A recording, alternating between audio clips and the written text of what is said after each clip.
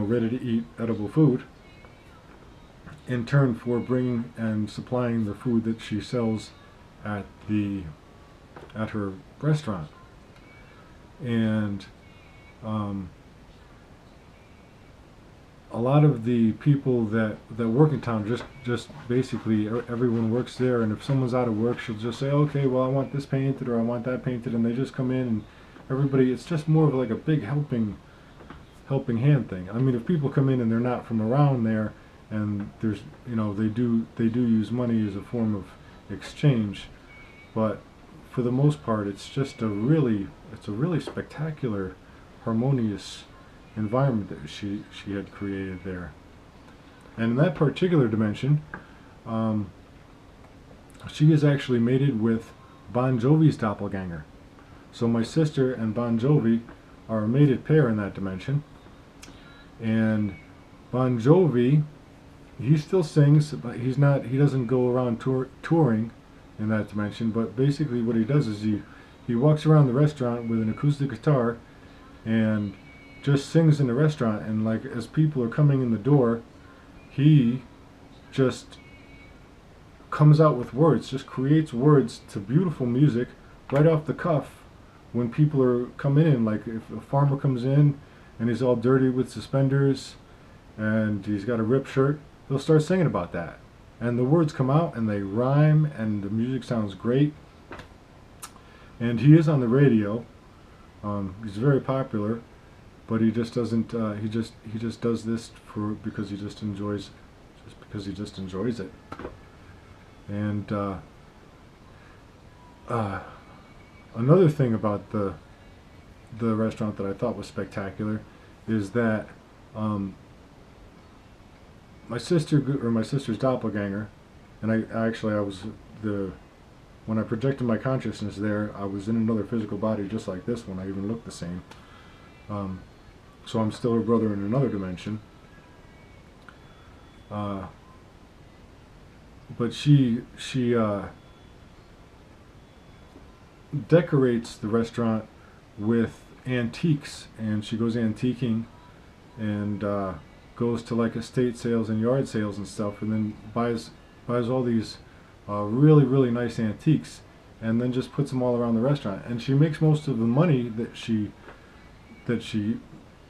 created the restaurant as the business, but most of the money she makes is from the antiques, and she just puts these antiques and hangs them on the wall and puts like an old tea kettle on the table, and when people come in and see the stuff, they say, oh, I want to buy it, and she says, well, it's not for sale. And then they just offer her so much money that she just says, okay. But and that's just another thing how I'm just sharing that because just to, when someone's doing what they really love and doing things that just come naturally,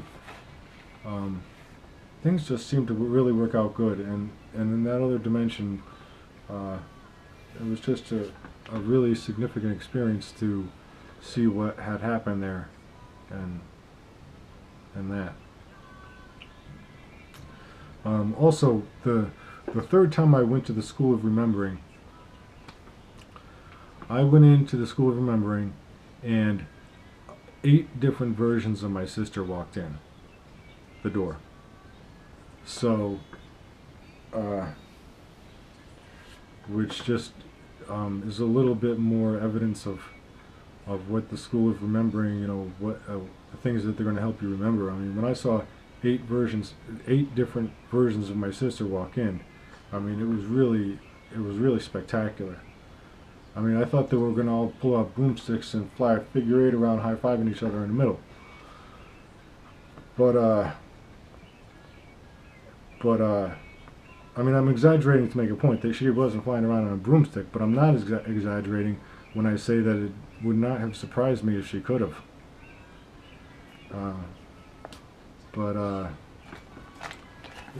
My sister really went over the top in helping me do this, and I would like to express gratitude significantly to my sister. And when I'm expressing gratitude, I'm not just expressing gratitude to one being, I'm expressing gratitude to the whole thread of consciousness, right up into the furthest reaches of the universe. Thank you very much for everything.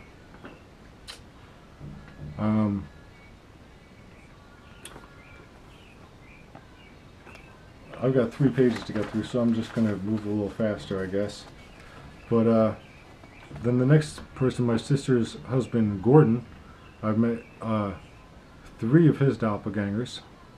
So I met 1 of Gordon in that last dimension, 3 of Gordons in this dimension, and they all go by different names. There's not, and then and 2 Gordons, or no, actually 1 Gordon in another dimension. And Gordon actually switched nationalities, so he's not actually. I mean, it's the same thread of consciousness, but a completely different nationality. My brother Neil, he's my younger brother. He's a psychologist, and in the dimension that I came from. And then I met another version of him here, and he is military.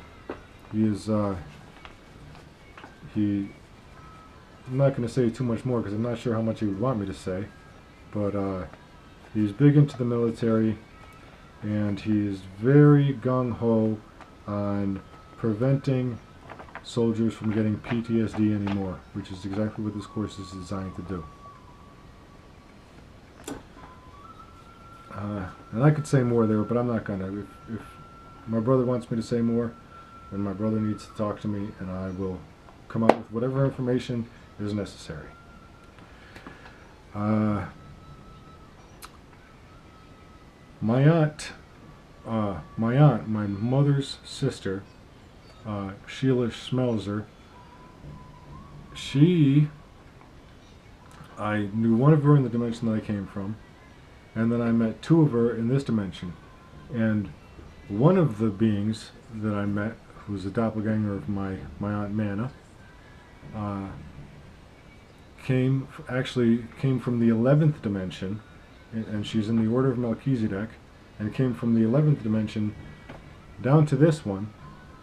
I'm not going to say specifically to interact with me, although that's what I believe, but I don't want to be self-centered about this, but I do believe that she came to interact with me, so that's why I'm saying it, because I'm being honest. And she is a magical, extremely magical woman, and very much for world peace, and really goes over the top. Really went over the top. Being in her presence was a spectacular experience.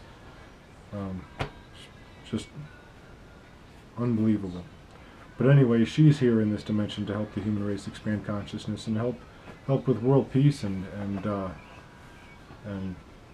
help the human race achieve a harmonious existence. My Aunt Nancy, my mother's other sister,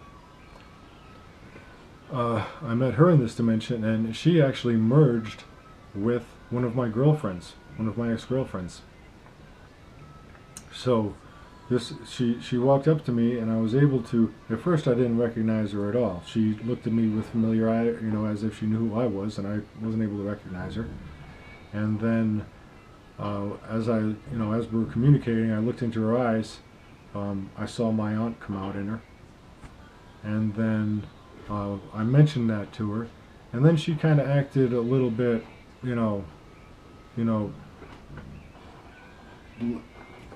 like when the way someone acts if you're left out. And then after communicating with her more, I saw my girlfriend come out in her. So it was actually my aunt and my girlfriend, who in the dimension where I came from had never met each other, but they had actually merged together and became one being. And when understanding that nothing exists outside your fingertips, and that all these people are a reflection of your consciousness and come from your heart, then it's not so hard to believe that in higher dimensions we merge together. And